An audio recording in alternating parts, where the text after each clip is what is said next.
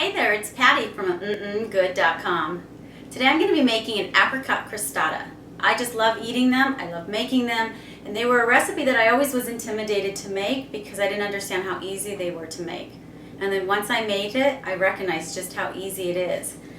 So here I have my food processor, and in my food processor I have my flour, my sugar, and my salt.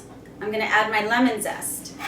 Being Italian, we grew up using lots of fruit as part of our desserts, and so lemon and orange is very common in the Italian desserts and pastries. If you're not familiar with how to zest a lemon, I can put a link on my site on how to do so. But I'm going to put it all in my food processor, and I'm going to pulse it.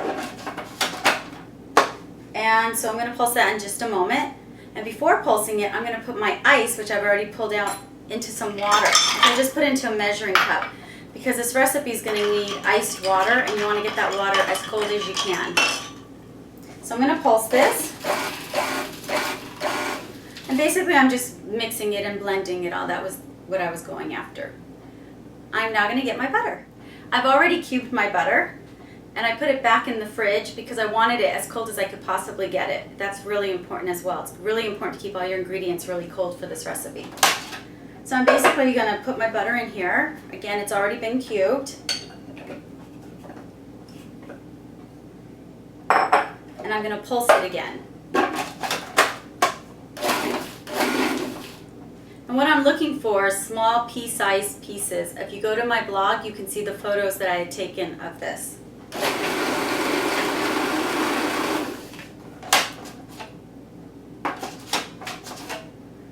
See, I still have pieces like this in here, and that's not really what I'm looking for, so I'm going to keep pulsing it until they become pea-sized.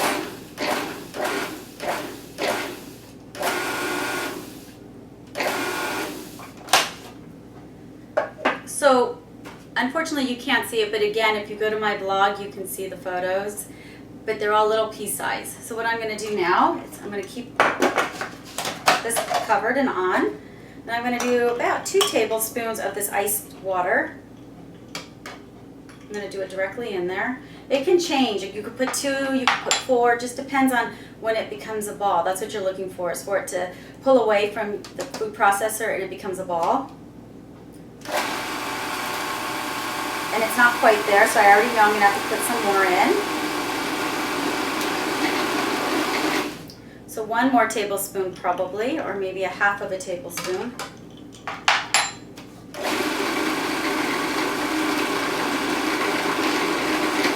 how it's all coming together now? And it's become the ball, so it's done. You just stop it immediately.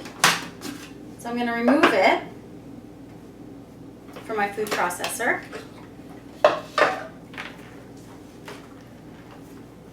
And here I already have my saran wrap.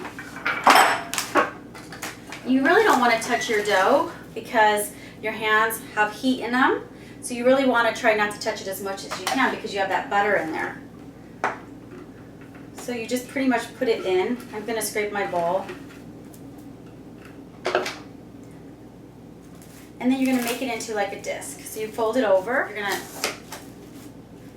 kind of fold it over like that. And I'm going to kind of make it into my disc, fold over the edges. And the reason you make it into a disc is it's easier to roll out for later. And so now I have my disc of my dough. Alright, so my dough's been in my refrigerator for at least an hour. And what I did was I had pulled out my dough while I was preheating my oven to get it not to room temperature, but if it's too cold it's going to be hard to roll. And you don't want to struggle with that or it'll crack, and that's not what you want.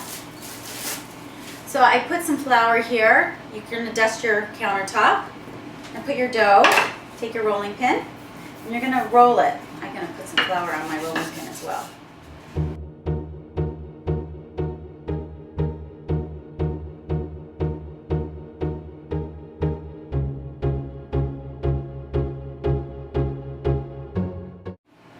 So I went ahead and I put my dough on top of my baking dish in parchment paper. And here I have my apricot jam. So I'm going to go ahead and just spread some of this on. If you don't like apricot jam, you can use boysenberry. I like it with the apricot. I'm not even sure if the original recipe had it with the apricot, but it just kind of works for me. And when I put my jelly in my bowl, I always stir it up a little bit because I don't want it clumpy when I'm trying to put it on my dough.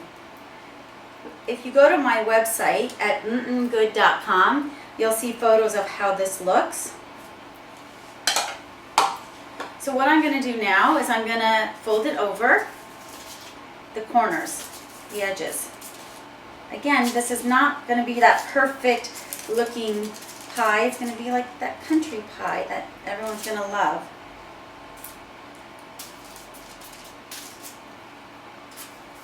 So what I'm saying is there's no wrong to this recipe.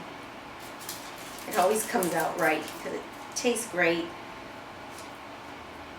So my crust is now folded over. Now I was really lucky. Today I got a phone call from my girlfriend Bella, who invited me over to grab some boysenberries fresh from her garden. So I thought I would put some on this as well. You could put blueberries on, that would complement this.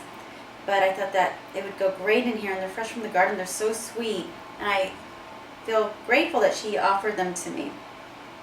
So thank you, Bella. And I just cut them in half because I didn't want them overly, they're big, so I didn't want them to, I wanted them to kind of melt into the crostata. I also have an egg wash, and the egg wash is basically just an egg with a little bit of water that I kind of beat up. And I'm going to take a pastry brush, and I'm just going to brush the outside of my crust. This won't let it look shiny. You don't have to do this. This is not like a necessity. It just kind of makes it look prettier. So I did it for the recipe I posted online, so I wanted to make sure I followed through here. But I don't always do this. Then I'm going to sprinkle a little raw sugar on it because it'll just sweeten it up a little. The raw sugar I'm just going to sprinkle on the crust, and it's okay if it goes inside of the jam. It's just going to sweeten it up a little bit more, and there's no harm to that. I'm going to actually sprinkle a little on top. And then I have sliced almonds that I'm going to go ahead and sprinkle on top as well. This is going to go into my oven at 400 degrees, and it's going to bake for about 35 or 40 minutes, or until it's cooked through, and I'll show you the finished product.